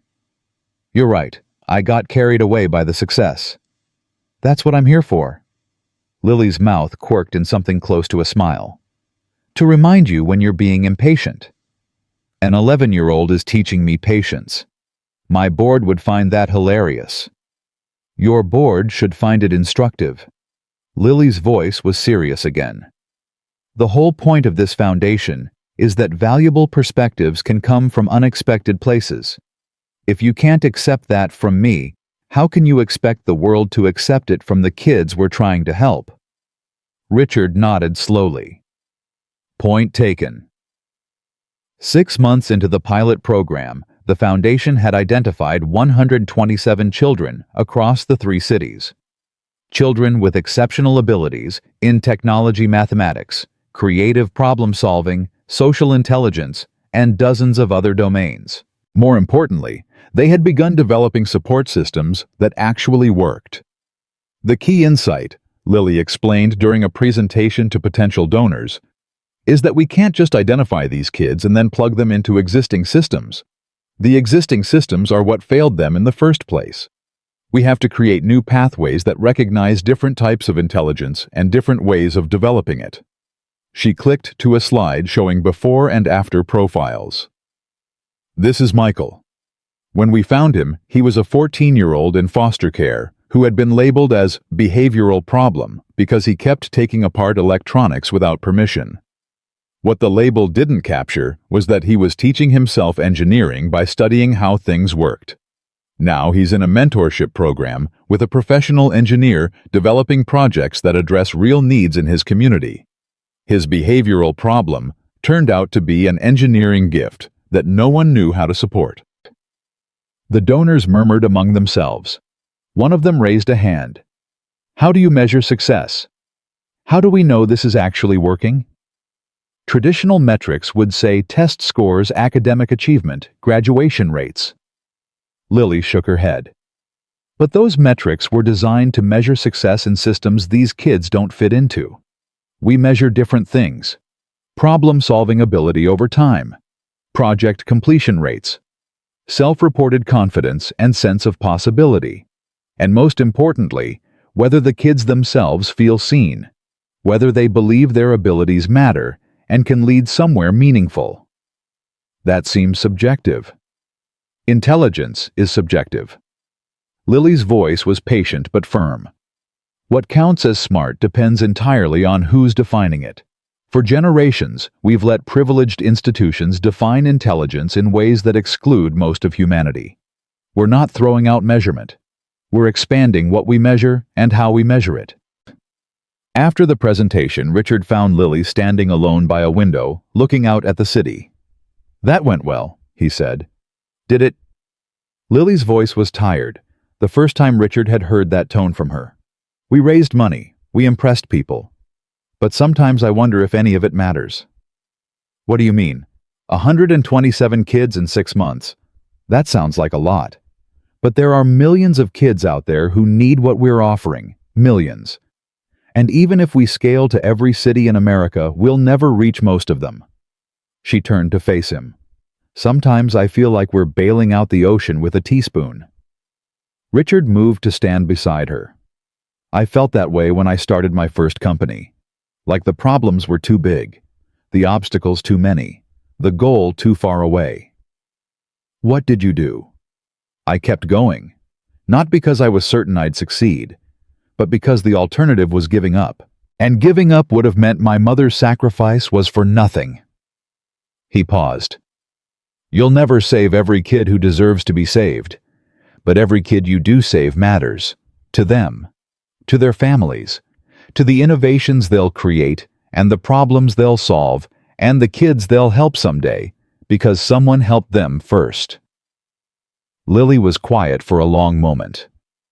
"Is that enough being a teaspoon against an ocean?" "I don't know."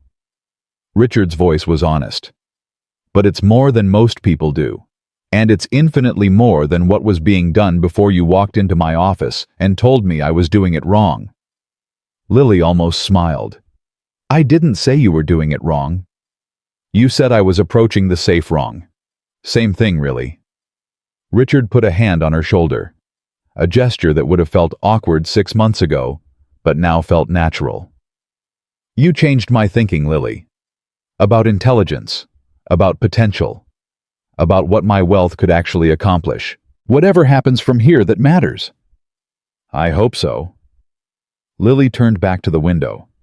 "Because there are kids out there right now who are as smart as me, or smarter, and they're being told they're worthless. They're being invisible in a world that doesn't know how to see them. And every day we don't reach them is a day they might give up. A day they might start believing the lies. Then we don't let them give up." Richard's voice hardened with determination. "We find them, we see them, and we show them that their abilities matter, even if no one else has noticed." Lily nodded slowly. "That's why I'm here. That's why I'm doing all of this. Not for the recognition or the resources or even for my own future, but for every kid who's lying awake right now wondering if they'll ever matter, wondering if anyone will ever see them." She looked at Richard with eyes that carried far more weight than any 11-year-old should have to bear. "We have to reach them, before the world breaks them, the way it almost broke me." Richard met her gaze and made a silent promise, not just to Lily, but to every invisible child she represented, to his mother, to himself. They would reach as many as they could, and it would have to be enough, because the alternative was unthinkable. 3 years passed faster than Lily could have imagined. 3 years of building, fighting, failing, and succeeding. 3 years of proving that intelligence existed everywhere, that potential was universal, that the only thing separating discovered talent from undiscovered talent was someone willing to look. The Invisible Light Foundation now operated in 23 cities across America. Over 4,000 children had been identified and supported. The model that Lily had sketched on a piece of paper during a sleepless night in Richard's guest suite had become a blueprint being studied by educational institutions worldwide. But today wasn't about the foundation. Today was about something more personal. Lily stood backstage at Columbia University, listening to the murmur of 2,000 people waiting to hear her speak. She was 14 now, still small for her age, still wearing clothes that didn't quite fit the formal occasion, still carrying the weight of experiences that most people couldn't imagine. "You ready?" Rosa appeared beside her wearing a suit that she'd bought with her own salary. No more borrowed clothes, No more uniforms. Rosa Chen was now the Foundation's Director of Family Services, overseeing a team of 30 outreach workers who understood the families they served because they'd lived those same struggles. I don't know. Lily's voice was steady, but her hands were trembling slightly. There are a lot of people out there. There were a lot of people in that penthouse 3 years ago too. You weren't scared then. That was different. I was solving a problem. This is... Lily gestured vaguely at the stage. Talking. About myself. About what we've done. Rosa took her daughter's hands, those small hands that had cracked an impossible safe, and changed both their lives. Baby, you've been talking about this work for 3 years. You've convinced donors, trained outreach workers, challenged experts who've been in their fields longer than you've been alive. Why is this different? Because it's the end of something. Lily's voice dropped. 3 years ago, I was a homeless kid who got lucky. Today they're giving me an award and calling me an inspiration. What if I'm not? What if I was just in the right place at the right time and all those people out there are expecting something I can't deliver? Rosa was quiet for a moment. Then she did something she rarely did anymore. She pulled Lily into a tight embrace, the kind of hug that transcended words. You know what I see when I look at you, Rosa whispered. I see every night I cried because I couldn't give you what you deserved. Every meal I skipped so you could eat. Every prayer I said asking God to let someone see how special you were. She pulled back, her eyes wet. You weren't just in the right place at the right time. You were ready. All those years of struggling and learning and being invisible, they prepared you for that moment. And everything you've done since proves you deserved that chance. Lily wiped her eyes with the back of her hand, a childish gesture that reminded Rosa how young her daughter still was, despite everything she'd accomplished. What if the kids we're helping don't get moments like mine? Lily asked. What if we find them and support them and they still don't succeed? Then we try again, with them or with others. Rosa's voice was firm. You taught me that. Change doesn't happen all at once. It happens one child at a time, one family at a time, one moment at a time. We can't save everyone, but we can save someone, and someone matters. A staff member appeared at the edge of the backstage area. Miss Chen, they're ready for you. Lily took a deep breath. She thought about all the children the Foundation had found over the past 3 years. Marcus, the 14-year-old who'd been labeled a behavioral problem and was now interning at an engineering firm. Aisha, who'd taught herself 3 programming languages from library computers and had just been accepted to MIT on a full scholarship. David, who'd spent 2 years in juvenile detention and was now developing conflict resolution programs for at-risk youth. They were the success stories, the proof that the model worked. But for every one of them, there were dozens who the Foundation hadn't reached yet. Thousands. Millions. I'm ready, Lily said. She walked onto the stage to thunderous applause. 2,000 people, educators, donors, policymakers, journalists, rising to their feet for a 14-year-old girl who had once slept in subway stations. Lily approached the podium and waited for the applause to fade. Then she looked out at the sea of faces, successful, credentialed, powerful people who had come to hear what she had to say. 3 years ago, she began, I broke into a billionaire's office looking for food. I hadn't eaten in 2 days. I was 11 years old, homeless and completely invisible to every system designed to help kids like me. The audience was silent. Lily could see some of them shifting uncomfortably. This wasn't the polished opening they'd expected. That same night I opened a safe that 6 experts with advanced degrees couldn't crack. Not because I was smarter than them, though maybe I was, but because I thought differently than them.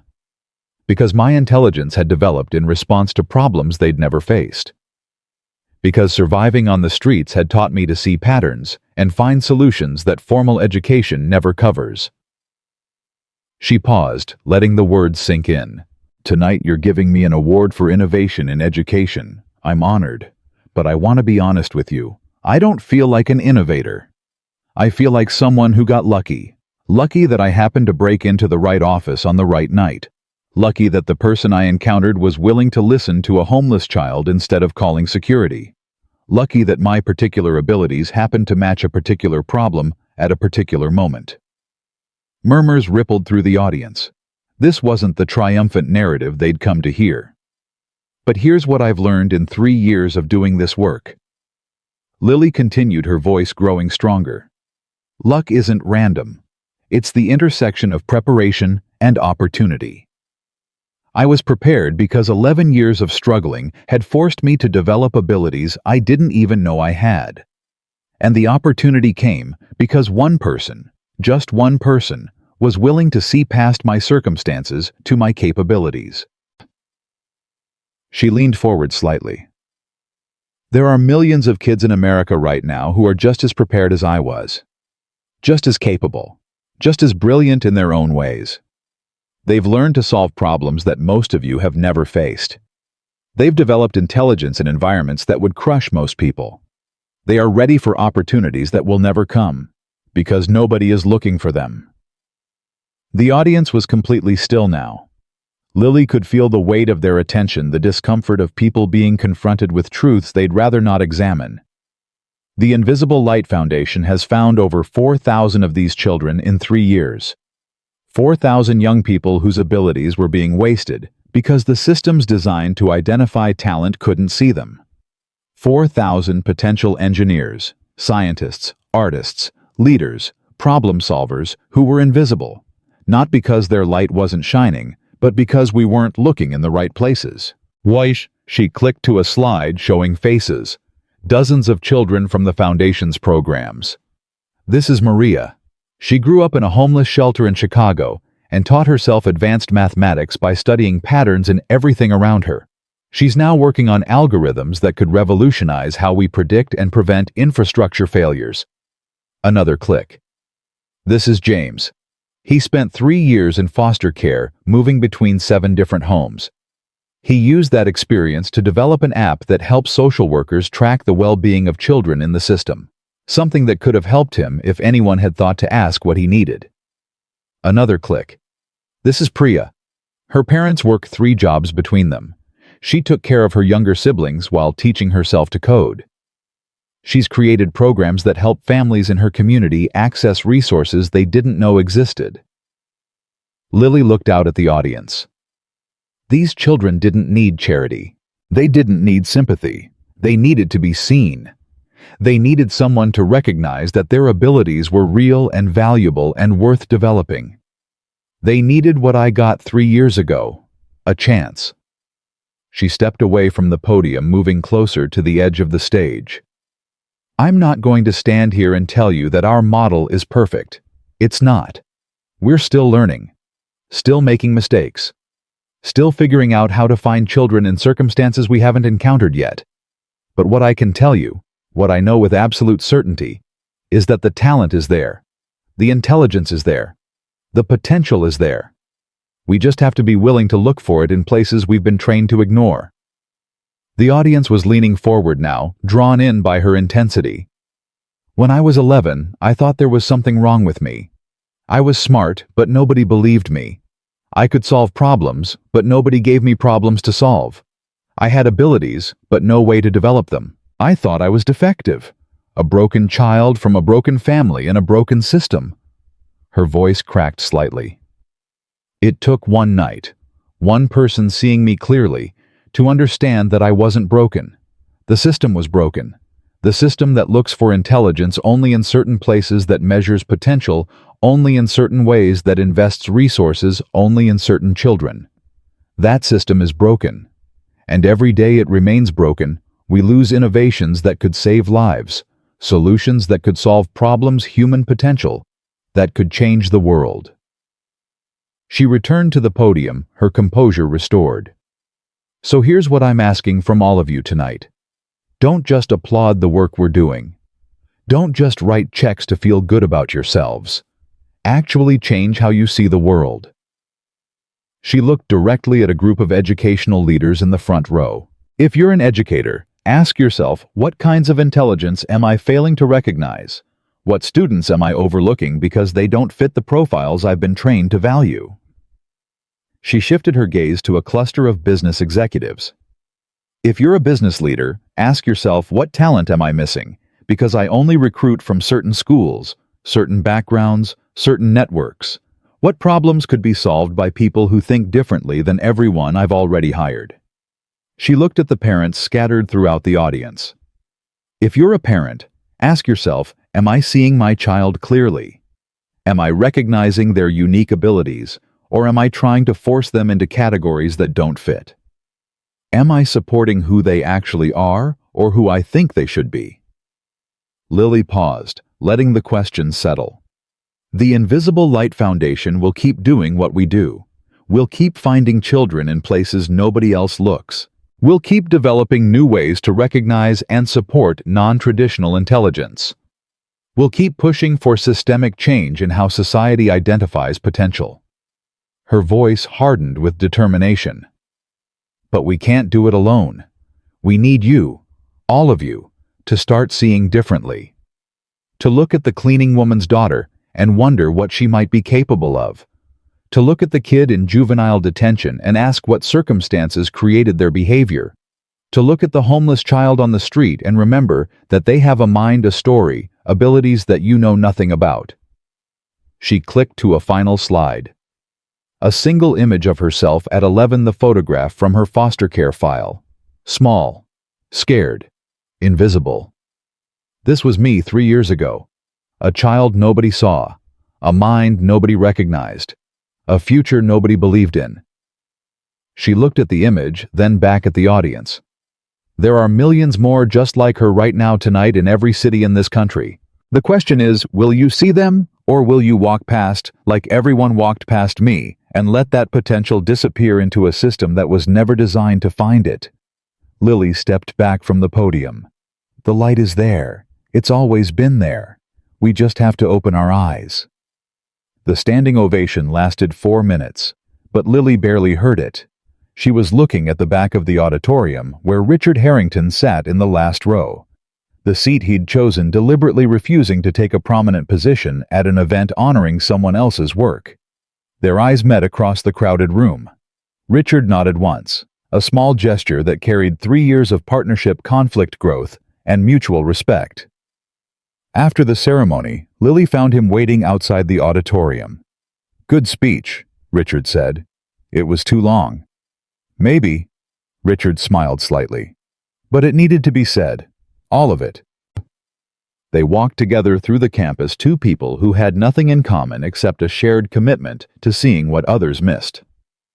"The board approved the international expansion," Richard said, "starting with programs in the UK and Germany next year." "I heard." "They want you to lead the development team." Lily stopped walking. "I'm 14. You were 11 when you designed the domestic model. Age hasn't been relevant to your capabilities yet." "That's different. This is..." She searched for words. "International work means politics, diplomacy, navigating systems I don't understand in countries I've never been to." "You'll learn. You always do." Richard's voice was matter-of-fact. "Unless you'd rather stay comfortable. Do what you already know how to do. Stop growing." Lily looked at him sharply. 3 years of working together had taught her to recognize when Richard was challenging her deliberately. "You're manipulating me." "I'm offering you an opportunity. What you do with it is your choice." Richard resumed walking.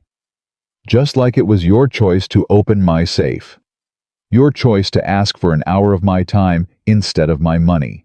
Your choice to build something bigger than yourself instead of just taking what you could get. Those weren't really choices. They were the only options that made sense." "Exactly."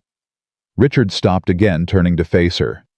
"And leading the international expansion is the only option that makes sense now. You've built something unprecedented. You've proven it works. The next step is showing the world that the model translates across cultures, across borders, across all the artificial boundaries we've created between us and them." Lily was quiet for a long moment, processing the weight of what he was proposing. "If I do this," she said finally, "I want something in return." Always negotiating. Richard almost smiled. "What do you want?" "I want you to tell the story. Not just the foundation story. Your story. Your mother's story. The real story of what it's like to succeed, despite everything working against you and what it costs." Richard's expression flickered. The same pain she'd seen 3 years ago when he first mentioned his mother. "Why?" "Because people need to understand that you're not just a rich guy who decided to be generous. You're someone who lived this. Who knows what it's like to watch someone you love be invisible. Who carries that grief every day, even after all your success." Lily's voice softened. "The foundation story is powerful. But your story, the connection between your past and this work, that's what will make people really understand why it matters."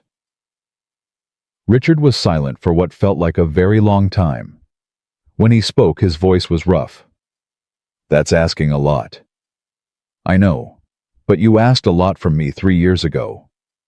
You asked me to trust a billionaire I'd never met, to share ideas I'd never told anyone, to believe that someone with power would actually use it to help instead of hurt." Lily met his eyes.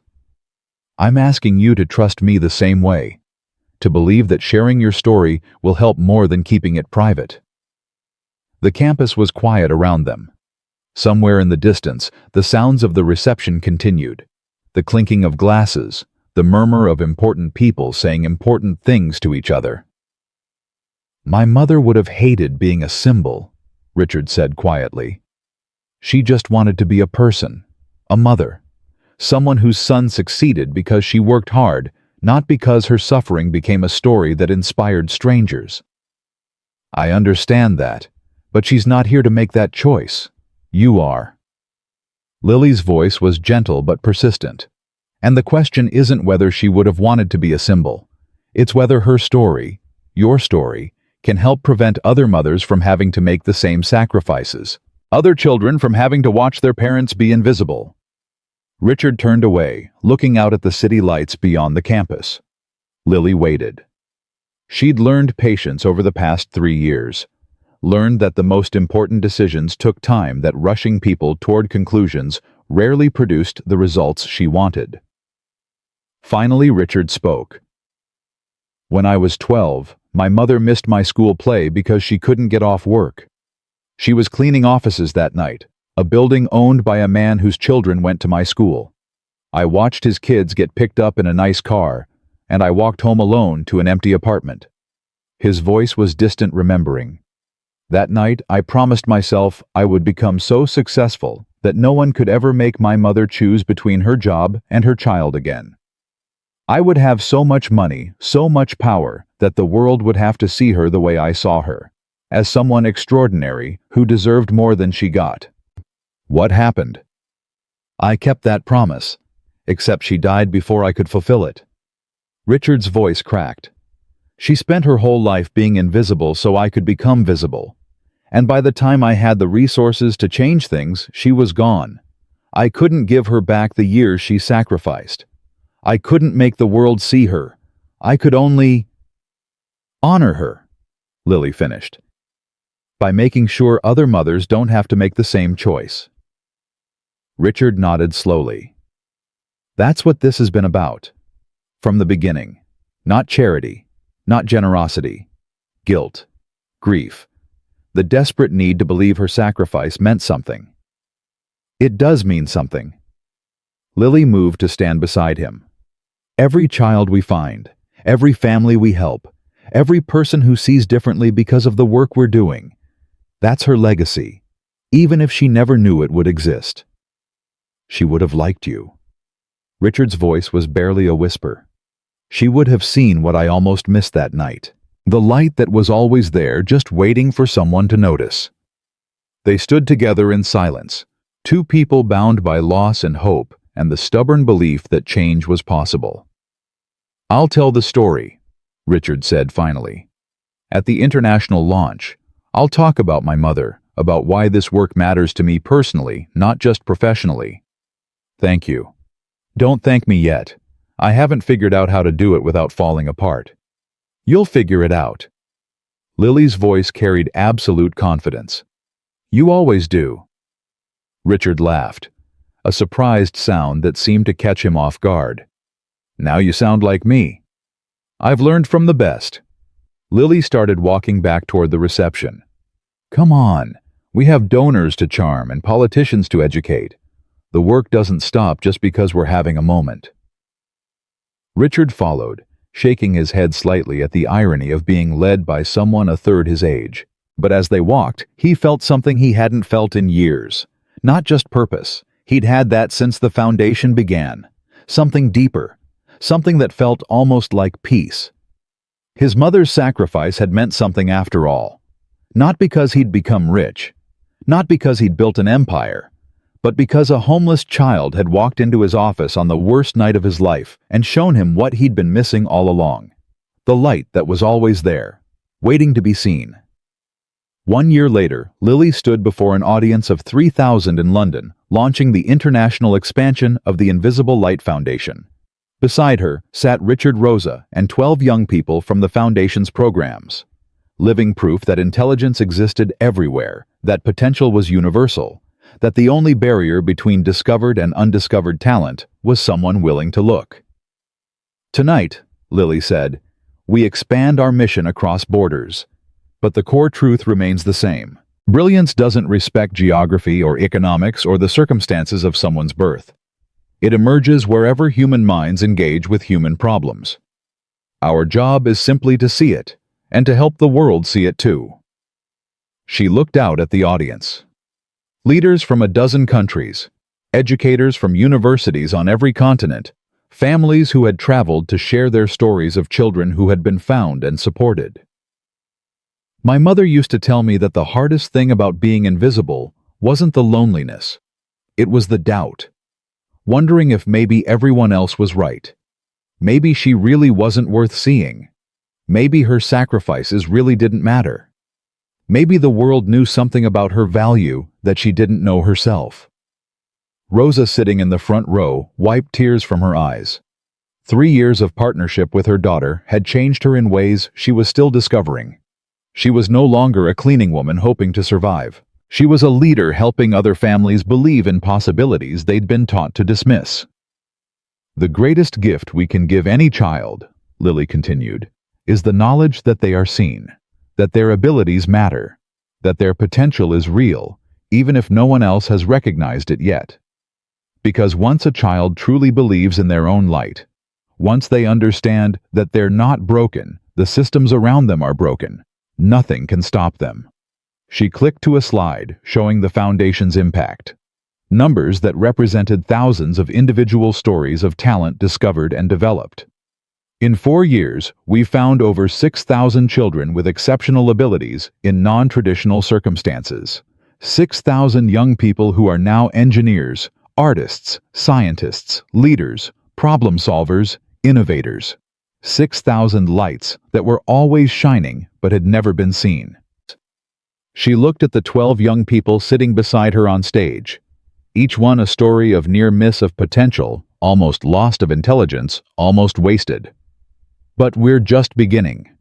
There are millions more waiting to be found, in every country represented here tonight, in every community you'll return to tomorrow, in every place where circumstances have forced children to develop abilities that traditional systems don't recognize. Lily stepped away from the podium one final time. So here's my challenge to everyone in this room.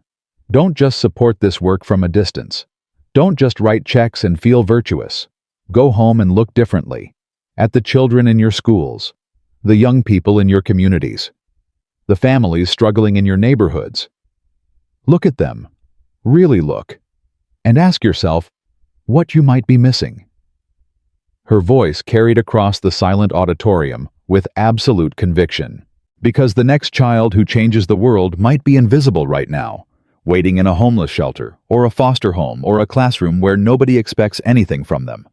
Waiting for someone, maybe you, to finally see their light. She paused, letting the words settle into the hearts of everyone listening. That child is out there, tonight, right now. The only question is whether we'll find them before the world convinces them their light doesn't matter. Lily looked at Richard, at Rosa, at the 12 young people who represented everything the foundation stood for. Then she looked back at the audience. 3,000 people from around the world gathered to witness the expansion of an idea that had started with a hungry child and a locked safe. "The light is there," she said, her voice strong and certain. "It's always been there, in every child, in every circumstance, in every corner of the world." She straightened her shoulders. The same small frame that had faced down billionaires and experts and systems designed to make her invisible. Our job is simply to see it, and to never, ever stop looking. The audience rose to their feet. The applause thundered through the auditorium, and somewhere in that crowd, in London and New York and Chicago and Los Angeles and every city where the foundation worked, invisible children heard the message that would change their lives. They were not broken. They were not worthless. They were not alone. Someone was looking for them, and someone would find them, because the light was always there. It just needed someone brave enough to see it.